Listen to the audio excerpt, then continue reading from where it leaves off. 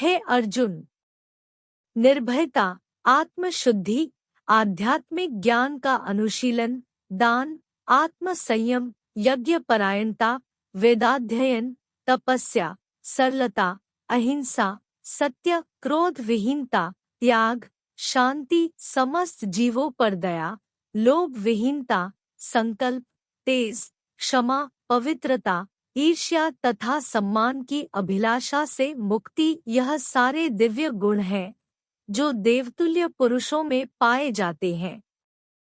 श्रीमद् भगवद गीता। अहंकार, घमंड, अभिमान, क्रोध, कठोरता तथा अज्ञान यह आसुरी स्वभाव वालों के गुण हैं। श्रीमद् भगवद गीता। नरक के 3 द्वार है काम, क्रोध और लोभ। प्रत्येक बुद्धिमान व्यक्ति को भी त्याग देना चाहिए क्योंकि इनसे आत्मा का पतन होता है।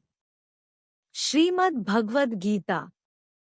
मनुष्य को सात्विक भोजन करना चाहिए, यह आयु बढ़ाने वाला, जीवन को शुद्ध करने वाला तथा बल, स्वास्थ्य, सुख तथा तृप्ति प्रदान करने वाला होता है। श्रीमद् भगवद गीता। समस्त प्रकार के धर्म का परित्याग करो और मेरी शरण में चले आओ, मैं तुम्हें सभी पापों से मुक्त कर दूंगा। डरो मत। श्रीमद् भगवद गीता।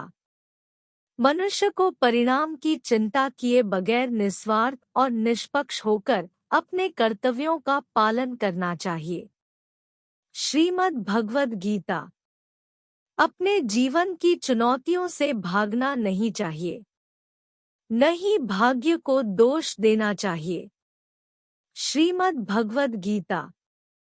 अपने आप को भगवान के प्रति समर्पित कर दो, यही सबसे बड़ा सहारा है। श्रीमद् भगवद गीता। इंसान अपने जन्म से नहीं अपने कर्म से महान बनता है। श्रीमद् भगवद गीता। जब इंसान अपने काम में आनंद खोज लेते हैं तो वह पूर्णता प्राप्त करते हैं। श्रीमद् भगवद गीता। आसक्ति से ही कामना का जन्म होता है। श्रीमद् भगवद गीता। सम्मानित व्यक्ति के लिए अपमान मृत्यु से भी बदतर होता है। श्रीमद् भगवद गीता। जो वास्तविक नहीं है उससे कभी डरो मत। श्रीमद् भगवद गीता। प्रत्येक व्यक्ति का विश्वास और स्वभाव उसके वातावरण के अनुसार होता है। श्रीमद् भगवद गीता। जो कर्म प्राकृतिक नहीं है वह आपको तनाव देता है। श्रीमद् भगवद गीता। बुद्धिमान व्यक्ति ईश्वर के सिवा किसी और पर निर्भर नहीं रहता। श्रीमद् भगवद गीता।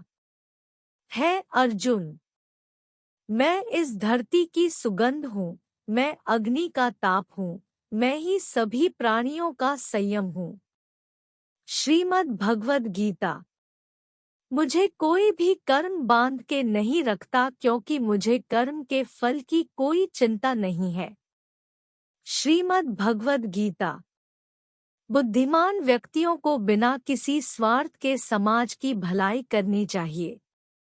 श्रीमद् भगवद गीता। जो व्यक्ति किसी भी देवता की पूजा करते हैं वो अप्रत्यक्ष रूप से मेरी ही पूजा करते हैं। श्रीमद् भगवद गीता। मनुष्य के दुखों का कारण उसका मोह है। जितना अधिक मोह करेगा उतना ही अधिक कष्ट भोगेगा। श्रीमद् भगवद गीता। ईश्वर भूत, भविष्य और वर्तमान के सभी प्राणियों को जानता है, लेकिन वास्तविकता में उस परमात्मा को कोई नहीं जानता। श्रीमद् भगवद गीता। भाग्य के भरोसे केवल वही लोग बैठे रहते हैं जिनके जीवन में कुछ करने के लिए प्रेरणा नहीं होती है। श्रीमद् भगवद गीता।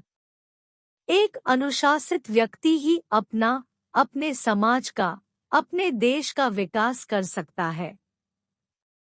श्रीमद् भगवद गीता। श्रेष्ठ बनना भी एक महानता है क्योंकि समाज में लोग श्रेष्ठ पुरुषों का ही अनुसरण करते हैं। श्रीमद् भगवद गीता इस दुनिया में सबसे महान रहस्य कर्मयोग है। श्रीमद् भगवद गीता जो हुआ अच्छा हुआ, जो हो रहा है अच्छा हो रहा है, जो होगा वह भी अच्छा ही होगा।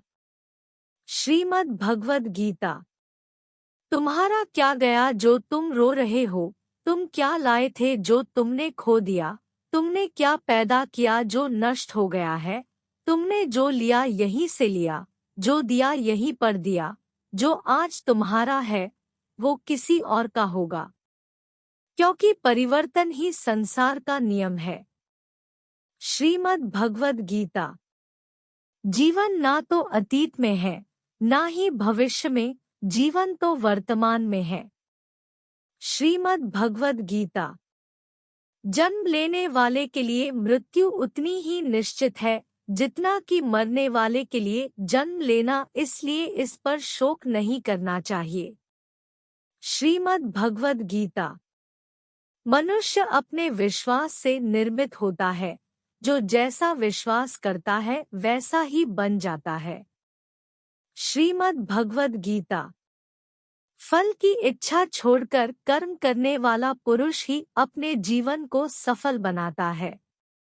श्रीमद् भगवद गीता तेरा मेरा छोटा बड़ा अपना पराया ये सब अपने मन से मिटा दो, फिर सब तुम्हारा है और तुम सबके हो। श्रीमद् भगवद गीता सदैव संदेह करने वाले इंसान के लिए प्रसन्नता न तो इस लोक में है न ही परलोक में। श्रीमद् भगवद गीता जो अपने मन को नियंत्रण में नहीं रखता उसके लिए वह शत्रु के समान काम करता है। श्रीमद् भगवद गीता अशांत मन को नियंत्रित करना कठिन है, लेकिन अभ्यास के द्वारा इसे वश में किया जा सकता है। श्रीमद् भगवद गीता पृथ्वी पर जिस प्रकार मौसम का बदलाव होता रहता है, उसी प्रकार हमारे जीवन में भी सुख दुख आते रहते हैं। इनसे हमें विचलित नहीं होना चाहिए।